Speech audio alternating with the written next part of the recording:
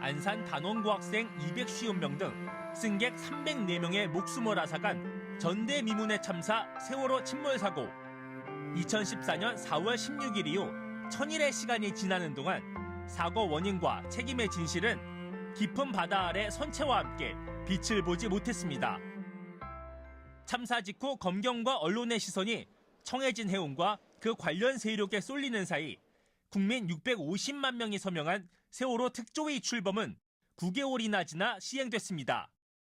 특조위는 선체 안에 철근 과적 의혹이나 CCTV 영상 삭제 의혹 등을 꺼내는 성과를 냈지만 정치권의 공방이 이어지다 지난해 9월 해산됐습니다.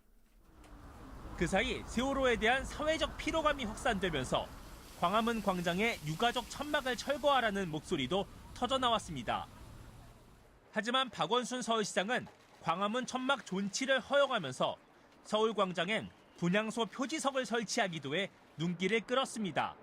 비록 이 작은 흔적이지만 서울시청 광장에 이 추모석을 설치함으로써 우리가 세월호의 그 피격을 잊지 않고 또 다시는 이런 일이 반복되지 않도록 잊혀져가던 세월호를 다시 민심의 광장으로 끌어올린 건 다름 아닌 최순실 국정농단 사태. 지난달 열린 국회 국정조사 청문회에선 참사 당일 박근혜 대통령의 7시간 행적에 대한 추궁이 이어졌고 시민들은 11번의 촛불 집회를 통해 진실 규명을 촉구했습니다. 그게 밝혀지지 않아서 여러 가지 가설이 세워지고 그런 것 같아요. 오히려 그런 가설이 많아지면 진실이 덮여지기 마련이거든요.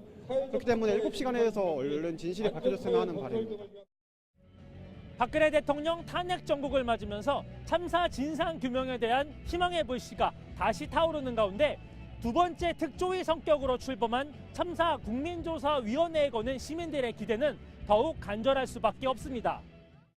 양심적인 분들의 제보도 기다리고 있고 전문가와 시민들이 힘을 합쳐서 지금까지의 자료를 다시 전면적으로 재검토하고 재정리하는 작업도 함께 해나갈 예정입니다. 새로 꾸려질 조사기구엔 실제적 수사권을 줘야 한다는 지적도 쏟아집니다. 지난달 29일 여론조사 전문업체 리서치뷰가 진행한 조사에선 수사권 기소권을 갖춘 세월호 특별조사위원회 구성에 대한 의견으로 응답자의 68.9%가 찬성 의사를 밝혔습니다. 무엇보다 침몰 원인 등 진상을 밝히기 위해 시급한 과제는 세월호 선체 인양입니다. 현재 인양 작업 공정률은 75% 수준으로 올 상반기 내 인양이 완료될 거란 전망이 나옵니다.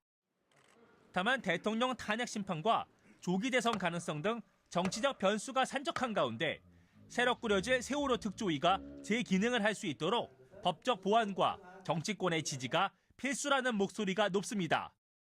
TBS 이강훈입니다.